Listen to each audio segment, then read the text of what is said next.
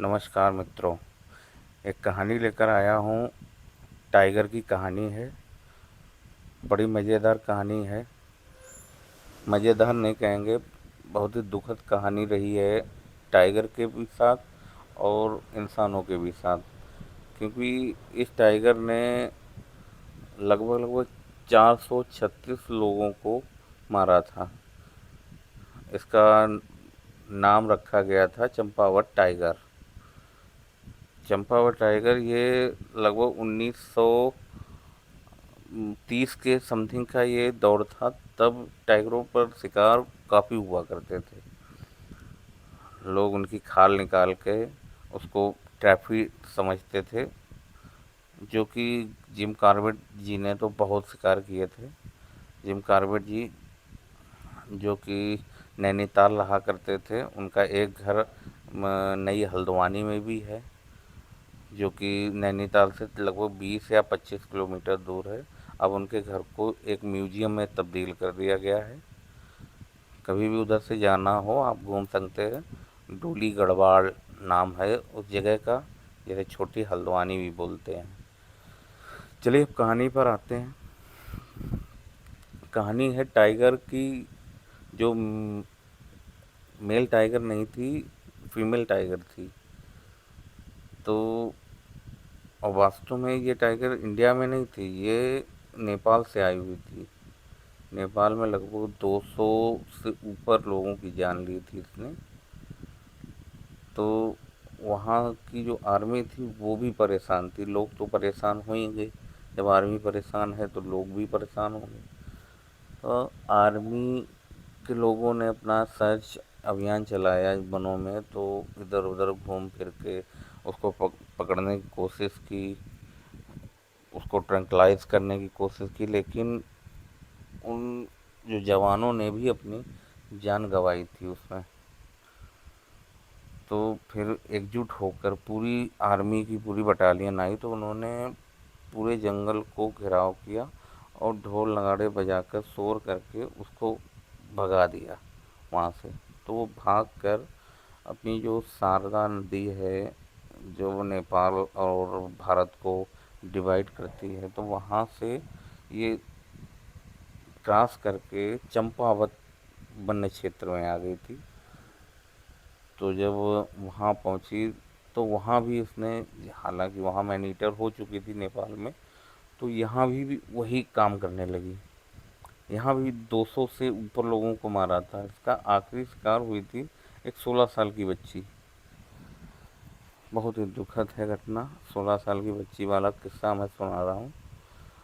मैं कुछ महिलाएं थीं तो जंगल में कुछ लकड़ियाँ या वो एक बोलते हैं कुछ झाड़ टाइप की होती है, उसको लेने के लिए गई थी।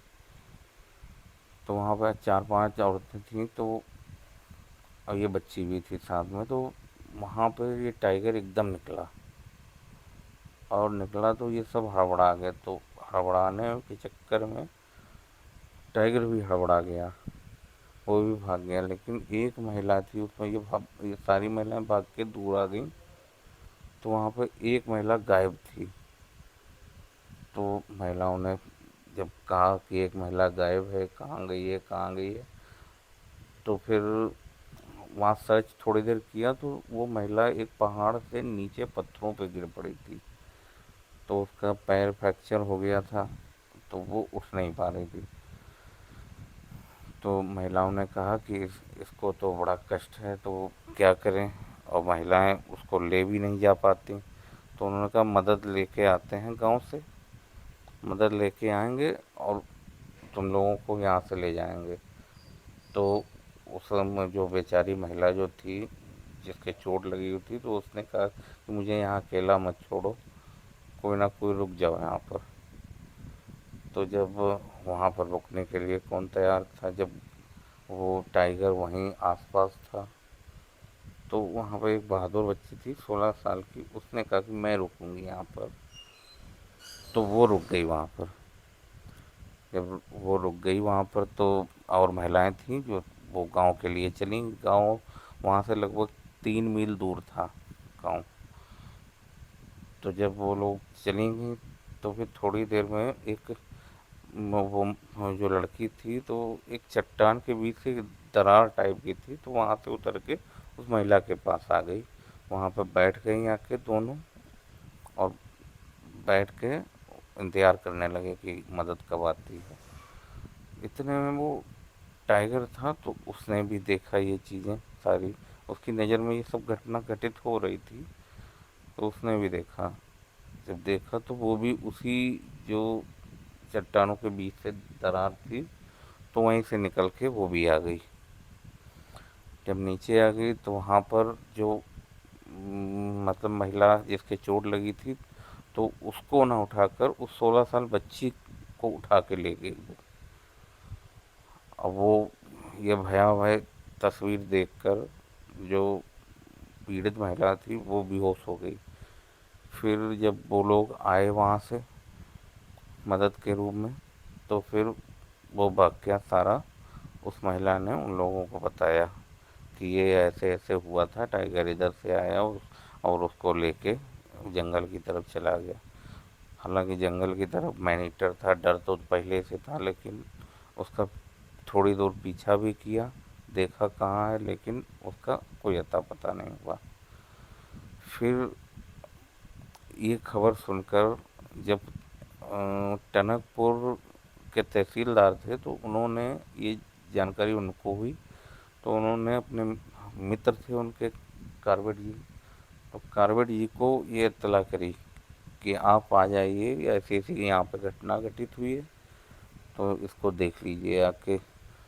तो वो जिम कार्बेट जी थे तो वहाँ नैनीताल रहा करते थे, तो नैनीताल से तुरंत चल दिए चंपावत के लिए। तो चंपावत पहुँच के तो उन्होंने ये सारी घटना का जायज़ा लिया, ये पूछा ये कैसे हुआ, क्या हुआ, सारी चीज़ें हुई। फिर इसका उन्होंने पूरा आकलन किया, और उसके पदमार्ग और उसकी एक्टिविटी, टाइगर की सारी सब कुछ ए टू जेड उन्होंने अपने साझा की, और लोगों से पूछा भी कि चलिए क्या होता है, तो उसकी पूरी रणनीति बनाई जाएगी, सारी चीज़ें। उसी दौरान जिम कार्बेट जी को ये भी पता चला कि नेपाल में एक मतलब शिकारी था जो बाघ का शिकार करना नहीं जानता था, लेकिन उसने प्रयास किया था बाघ का शिकार करने के लिए। हड़बड़ाहट में उसकी जो राइफल की गोली थी, तो उसी टाइग्रेस के एक कान में लगी थी, और एक वो जबड़े के नीचे जो दांत टूटा था उसमें लगी थी। ये वहीं से जाके मैनीटर बना था बाघ। तो वो जब मतलब गोली चलाई, तो वो बाघ झाड़ियों में चला गया था, तो उसके पीछे दो नन्हे नन्हे शावक भी आए थे। तब वो शिकारी ने जाना कि ये मतलब मेल टाइगर नहीं है, ये फीमेल टाइगर है, जिसे टाइग्रेस बोलते हैं। उस नादान शिकारी ने एक जन्म दे दिया था, मतलब जो इतिहास में ऐसा बाघ जो Guinness book of world record में भी दर्ज हो गया। तो वो शिकारी घबरा के भाग गया वहाँ से। क्यों?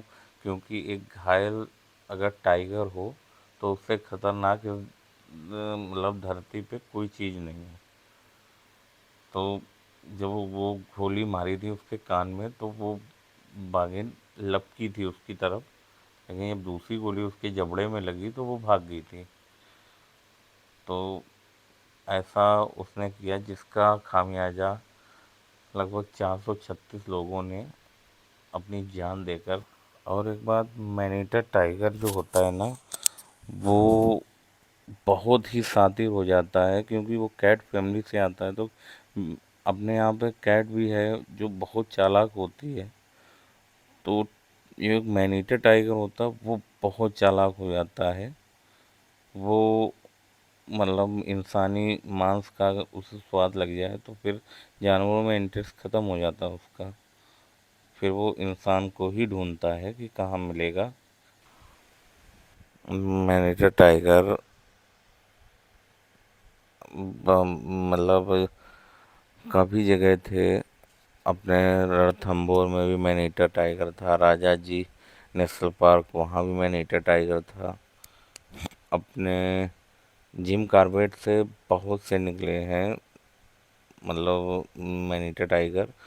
और इस समय मतलब 21 जुलाई 2022 के समथिंग 10 जुलाई 1900 10 जुलाई 2022 में एक मैनीटर टाइगर एक्टिव है इस समय अभी, जिसने लगभग 3 व्यक्तियों की जान ली है अभी तक। और उसने राहगीर जो चलते हैं रोड पर हमला भी किया है, कोसी रिवर के बगल में, धनगढ़ी गेट के थोड़े आगे।